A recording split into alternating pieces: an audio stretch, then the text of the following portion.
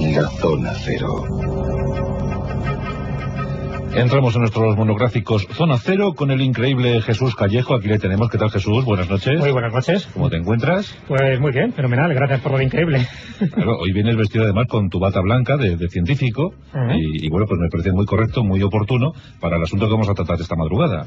Pues yo creo que sí. No sabía. Elegí entre el vestuario pues lo más apropiado. Solo me ha faltado por ese tipo de coronilla que se ponen algunos científicos locos, ¿no? Que le salen ideas y humo por la cabeza.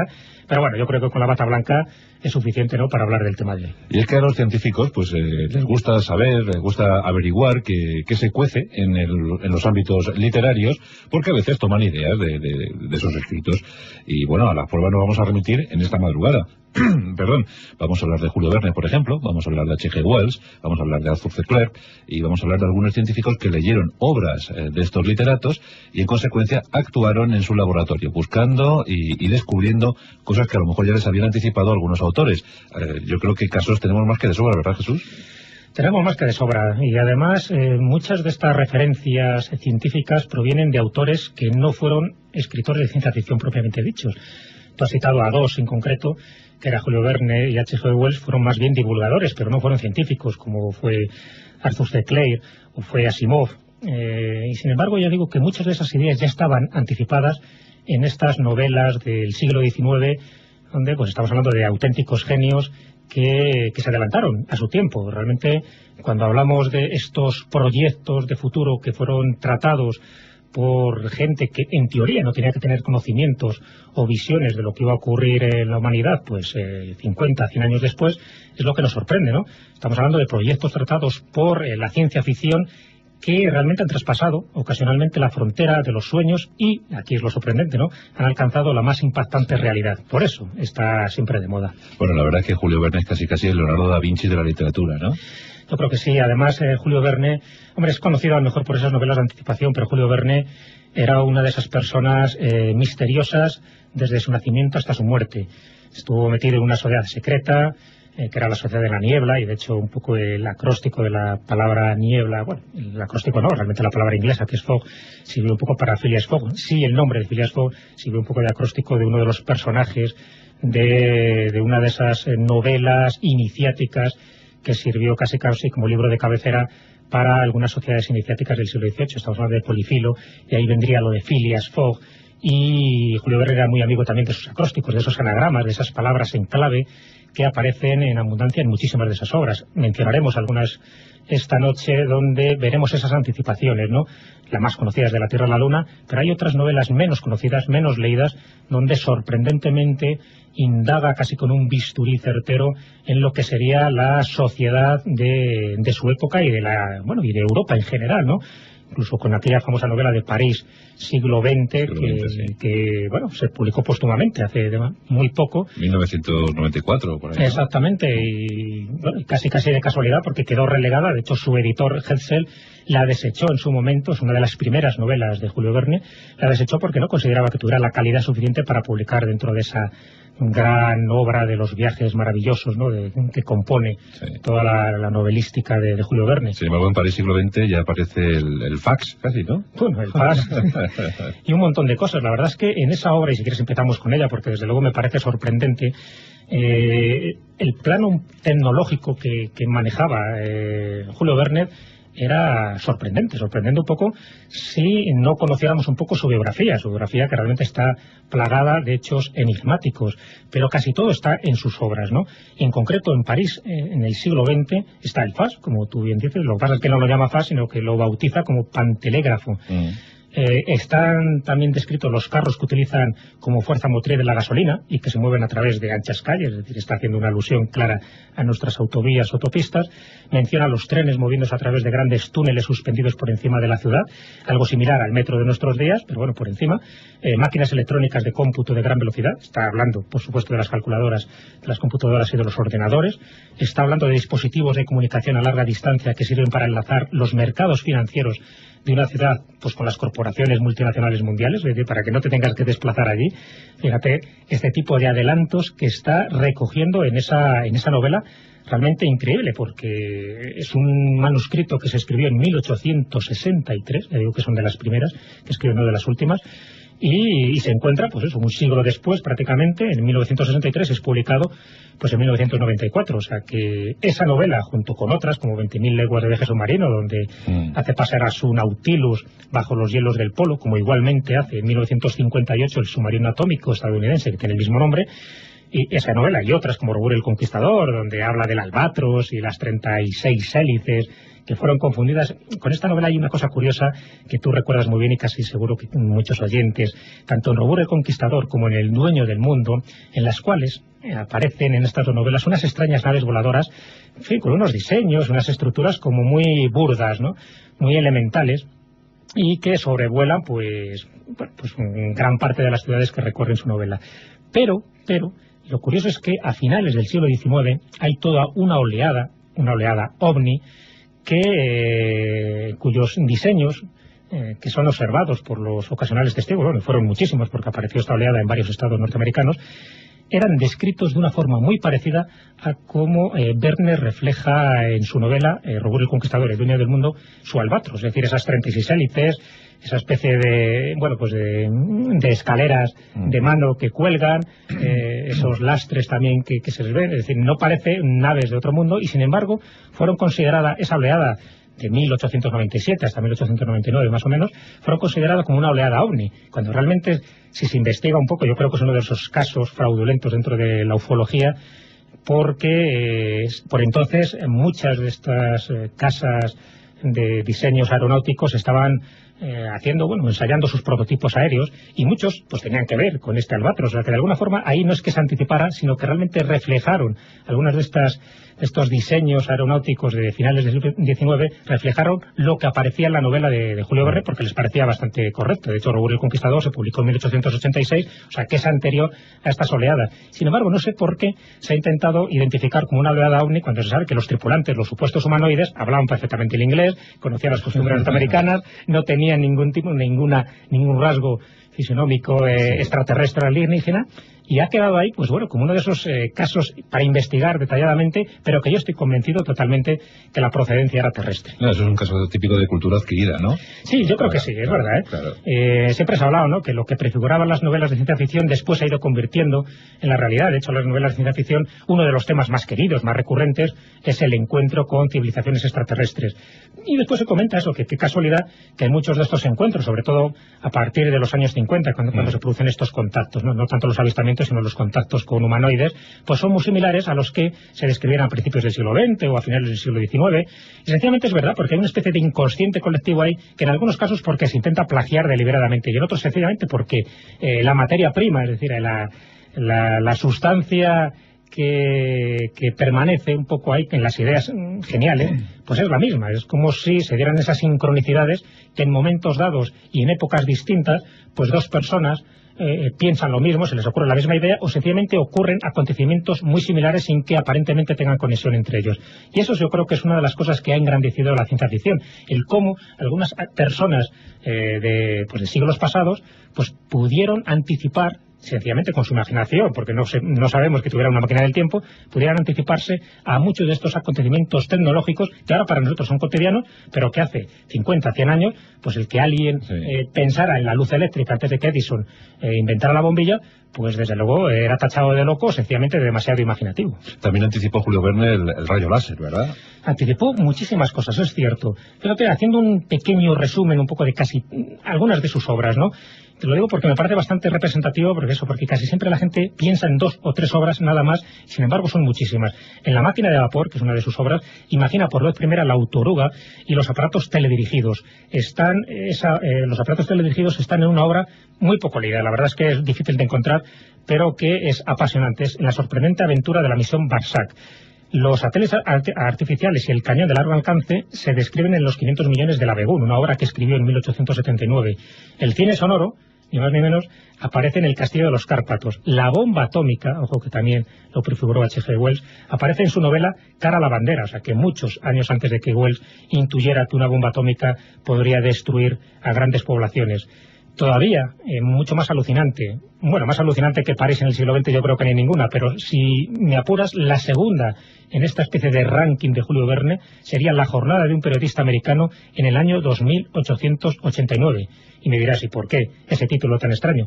Porque él la publica 1000 años antes, en 1889. Bueno, ahí Verne dibuja un mundo, bueno, pues totalmente revolucionario en cuanto a transportes, porque él augura que vamos a utilizar, o van a utilizar, estamos hablando del 2889, máquinas tales como los aerocoches, los aerotrenes, los aeroómnibus, en fin, todo, como ves, volante por ahí, que sustituirían a todo tipo de transporte terrestre. Habla de modernas ciudades con calles de 100 metros de ancho, con casas de 300 metros de altura, con una temperatura siempre igual. Fíjate que te estoy hablando de una novela escrita en 1889 y, bueno, y otras grandes invenciones donde nos describe pues tubos neumáticos instalados a través de los océanos, en los cuales los hombres pueden transportarse a una velocidad, incluso describe la velocidad a 1500 kilómetros por hora. Habla de, bueno, pues de un mundo de teléfonos incorporados a un televisor, fíjate, acumuladores que generan energía de forma ilimitada, de grandes proyectores que sirven para reflejar en las nubes los anuncios comerciales de las grandes compañías. Cuidado, no hay que dar ideas porque seguro que habrá una compañía que nos atiborrará a este tipo de anuncios y cosas similares. Así que, claro, ¿cómo no vamos a rendirnos ante la genialidad de Julio Verne? Pues desde luego era un genio en todos los sentidos. Escribió aproximadamente unas 65 novelas y en cada una de ellas encontramos siempre el motivo para la sorpresa. Vamos a desear, vamos a confiar, vamos a rezar porque no se cumplan los vaticinios de esa novela que dejó inacabada, ¿no? La última en la que estaba trabajando, donde la tierra quedaba cubierta por las aguas, ¿no? Y los hombres incluso llegaban a la antropofagia. Bueno, pues vamos a ver. Esperemos, ¿no? Lo que pasa es que, claro, casi siempre este tipo de novelas de autores de ciencia ficción del hielo de los polos, ¿eh? Sí, los suelen escribir al final de una catástrofe tecnológica. Fíjate que es algo parecido, ahí lo has mencionado, le pasó a Leonardo da Vinci. En sus últimos años, sobre todo ya cuando estaba en Francia y bueno, veía un poco con pesimismo el futuro de la humanidad, él empieza a dibujar acuarelas y grabados muy pesimistas, donde se ven diluvios, catástrofes, calamidades. Es como si él barruntara que el mundo, bueno, claro, estamos hablando de una época muy belicosa a la que le tocó vivir, pero como si no tuviera una solución fácil ni feliz. Y a muchos de estos grandes genios les pasa algo parecido. En los últimos momentos, en sus últimos años, siempre sus predicciones, sean escritas o pictóricas, son bastante pesimistas. Es como si no tuvieran mucha fe en la humanidad y bueno, ya fe que tampoco se equivocaban demasiado. Pues esperemos que no se cumpla ese vaticinio establecido en La invasión del mar, así se llama el libro, La invasión del mar, el último libro de Julio Verne. Bueno, H.G. Wells también tiene lo suyo, siempre le asociamos a La máquina del tiempo. Hombre, es que La máquina del tiempo es su novela más conocida. Bueno, no, su novela más conocida yo creo que es La guerra de los mundos, es verdad, porque, bueno, sobre todo gracias a su tocayo Wells, ¿no? A Orson Welles, cuando en 1938 pues metió el miedo en el cuerpo a todos los precedentes. Que bueno, es que estamos hablando de otro genio, ¿no? Sí. Cómo pudo haber tenido no solo la intuición de poner o hacer el guión, ¿no?, de esa gran novela de H.G. Wells, sino de dramatizarla con tal verosimilitud que al principio se contaba que era una recreación literaria y que por lo tanto pues que nadie se asustara, pero claro, pero pillaba el programa pues ya empezado, solo veía los comentarios, las retransmisiones radiofónicas, las noticias. No había tele. No había tele por entonces, por lo tanto no se podía cotejar. Entonces es cierto que los momentos de pánico y de angustia quedan reflejados como una de esas páginas antológicas de la sociología mundial, porque esto se ha estudiado tanto en psicología como en sociología, cómo se puede producir el pánico de masas con una novela aparentemente disparatada, ¿no?, con un guión radiofónico disparatado, que es La invasión de unos marcianos, por otra parte bastante ridículos y verdes, y sin embargo sí consiguió ese realismo. Claro, eso lo hace otro y hubiera quedado pues bueno, como algo intrascendente, como una chapuza. Lo hace Orson Welles y quedó como una obra genial. Esa es la diferencia, ¿no? Sí. Pero antes comentaba que H.G. Wells, Herbert George Wells, se anticipó también en otras cosas. La máquina del tiempo desde luego no se ha anticipado porque hasta donde sabemos nadie ha sido capaz de inventar una máquina del tiempo que vaya al pasado y que vaya al futuro como así lo ideó H.G. Wells. Pero Wells sí imaginó 30 años antes en una de sus novelas, El mundo liberado, la fabricación de armas atómicas. O sea, predijo de alguna manera la era atómica, y eso sí que fue pues uno de esos esos acontecimientos bastante sonados cuando se produjo, sobre todo, ¿no? Y otro de los aspectos, a lo mejor menos conocidos, y es que en Wells estaba muy ilusionado y casi obsesionado, se podría decir, con la ingeniería genética. Y de hecho en la isla del doctor Moreau se describe y casi que se alarma un poco a la humanidad sobre los peligros que podría tener la ingeniería genética en una época, por supuesto, donde nadie hablaba de ingeniería genética, ni se sabía nada del ADN, ni las manipulaciones que puede ser objeto. Bueno, pues en la isla del doctor Moreau, ese científico loco, ya nos empieza a anunciar que tengamos demasiado cuidado con algo que ahora empieza a ser de preocupante actualidad, ¿no? Cómo se puede intervenir genéticamente a la especie humana para crear auténticos monstruos, casi una colección de monstruos como los que tenía el doctor Moreau en su tétrica isla. Así que, bueno, pues fíjate que con esas 3 novelas, o esas 4 novelas, tanto pues la que acabamos de comentar, La isla del doctor Moreau, La máquina del tiempo, en La guerra de los mundos, H.G. Wells, sin duda alguna, es uno de los referentes obligados en la ciencia ficción. Esta noche hemos hablado de Julio Verne y de H.G. Wells, hemos hablado de sus vaticinios, de sus anticipaciones, y vamos a terminar el monográfico Zona Cero de esta noche pues con un dato real de un científico que quedó impresionado por la lectura de algún libro. Vamos a hablar de Wernher von Braun. Sí, aquí hay una anécdota muy curiosa. Muchos científicos, incluso algunos que han llegado a premios Nobel de física y de química, han rendido pleitesía a sus novelas, a las novelas de ciencia ficción que leyeron de niño, ¿no? Eso parece que les avivó la imaginación, y después un poco siguieron esos cauces científicos, pues en parte impulsados o espoleados por esas lecturas infantiles.